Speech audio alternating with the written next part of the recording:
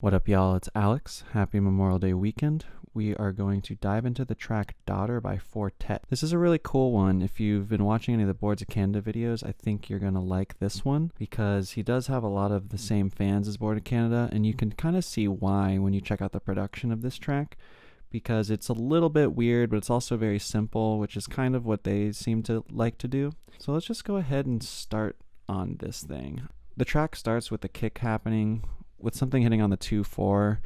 If you're wondering what the 2/4 is, when you're counting out the tempo of a track, you go 1, 2, 3, 4, depending on the tempo. So the 2/4 is the 2 and the 4. There's also a little snare happening. It's just hitting every once in a while. So let's listen for that real quick.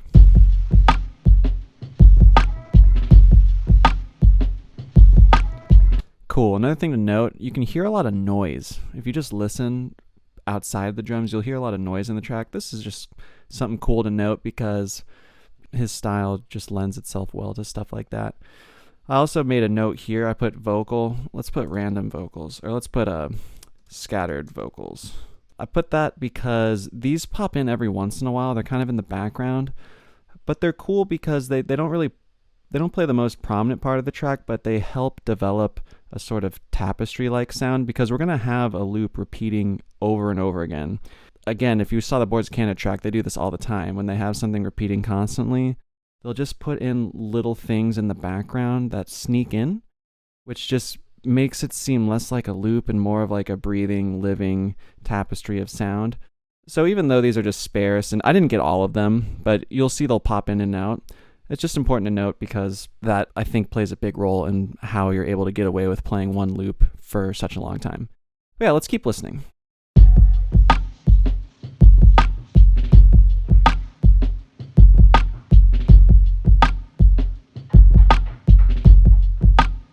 Did you hear those knocking there? So it's just more random stuff. See, I could have put like some more midis there.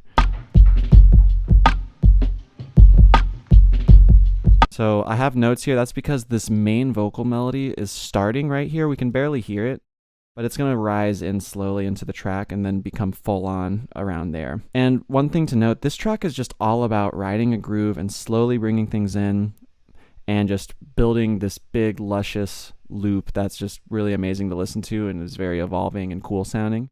So we're going to get a lot of this sort of rising thing happening. For example, here you're going to notice an offbeat is slowly going to start. And again, if you don't know what an offbeat is, when you hear people say boots and cats and boots and cats, the offbeat is the nts, boots, nts, offbeat. All right, so let's keep listening.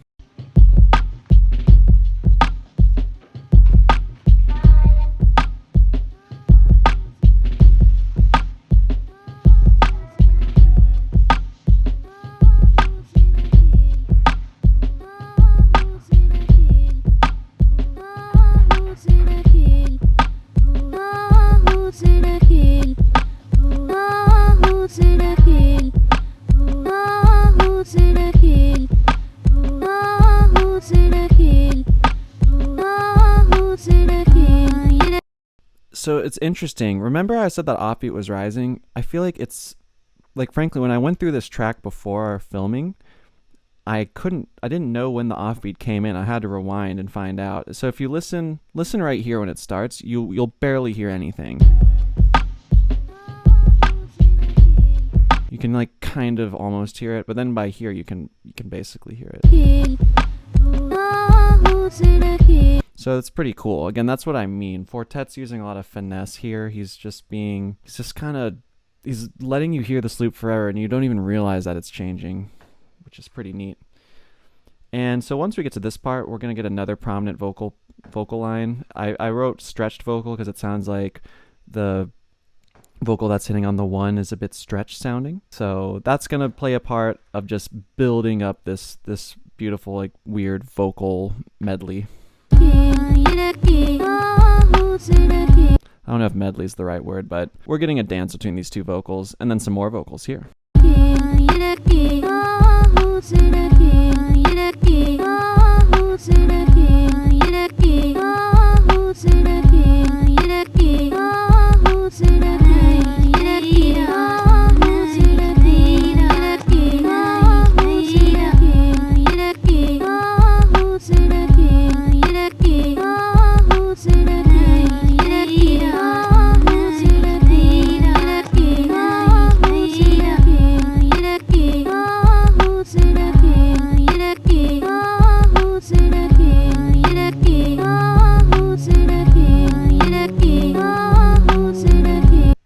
real quick. I know the bass line just started, so we're getting excited, but I want to make a quick note about this third vocal line. It's going to pop in kind of sporadically, but I think it's important because it's a very important vocal line. It takes up a lot of the mix. It comes very forward in the track. And I'd compare this to, again, I know I keep referencing Boards of Canada. You should watch some of those videos if you're into it. But I feel like this piece is important because it's so prominent and so catchy sounding. It's interesting that it's used in this, like, there's no at least super obvious pattern like we might normally be accustomed to with a lot of other types of music. So I think that just kind of helps create this sensation of, since we don't know when to hear a sound and when not to hear a sound, it allows us in a way to get deeper into the groove because we're kept guessing the whole time. Even though we're guessing, we're not bored, we're not disinterested because we still have these other vocals playing the same way the whole time. So it kind of keeps us in the game. And then these just pop in every now and then to, give us a new little flavor. Now, I'm going to play this bass line cycle and see if you notice anything weird about it.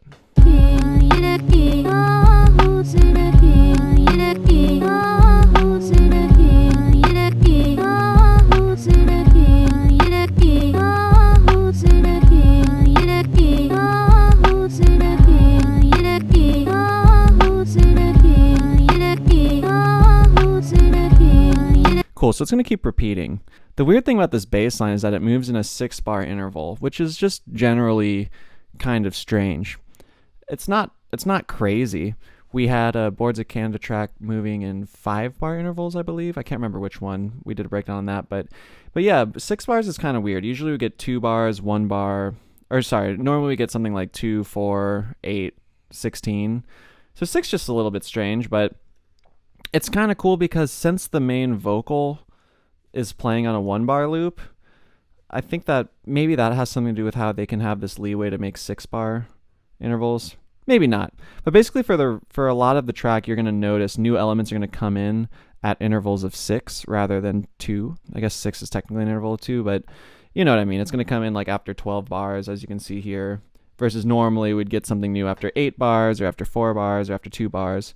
So that's just kind of neat. So let's keep listening. I'm just going to fast forward. So we basically get this bass line repeating a second time, and then we're going to get this really pretty, it's not a piano, I don't think. Maybe it is, but it's some like sparkly melody sort of thing.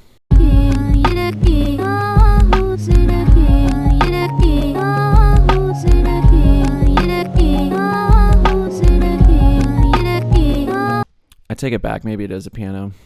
Not positive though.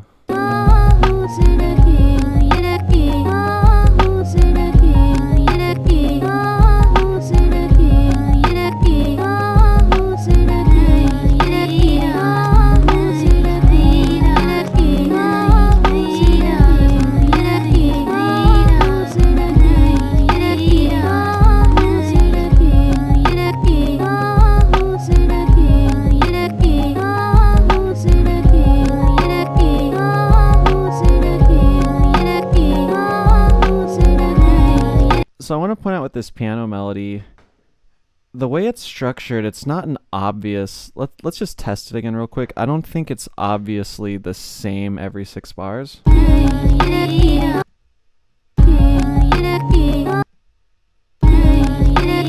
Yeah, at the beginning of this 6 bars and at the beginning of this 6 bars, it's slightly different. So I'm wondering if maybe he wrote out a longer sequence, and this is probably just like an arpeggio. If you're not sure what an arpeggio is, it's like if you're playing a chord that has 3 notes in it. An arpeggio is when you're playing each note of the chord on its own in a sequence. They just sound really nice. People love them. They're great. And so he may have just drawn up some like arpeggio or something and then had it playing. Maybe it's like a 20-bar loop, a 25, 26, I don't know. It's probably more like a 6, 12 or 18 or something. I don't know for sure, but the simple thing to take away from this is that the piano / sparkling melody is different enough that not every 6 sounds exactly the same, which again I think is important for this whole like tapestry idea. And then after 12 bars of that piano, we're then gonna get this extra synth thing happening, which just adds even more to that lusciousness. And yeah, so we can enjoy that and then just be ready because this accordion is going to come in soon. So let's keep listening.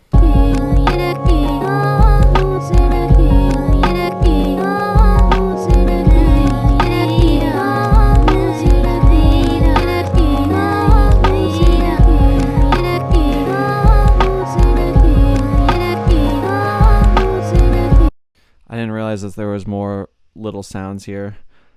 I'm just going to put this swoosh swoosh thing here because we hear a little like boo boo. It's more of a bew bew. And this is more of a swoosh. Don't worry. Now notice we have an accordion joining in the game. I don't know if it's actually an accordion, but it kind of sounds like one. And this is kind of the icing on the cake for this song. It's going to take us to the end. And this really just creeps in, creeps in, creeps in. It just fills out the mix, gets us all excited. Now we have a lot of stuff happening here. So that's what I mean. See, he kind of started off from scratch and worked us up into this nice groove with all these beautiful melodic layers that we can just appreciate and enjoy listening to because there's enough things happening that we're fine to listen to it for a long time just because it's great. So here we go.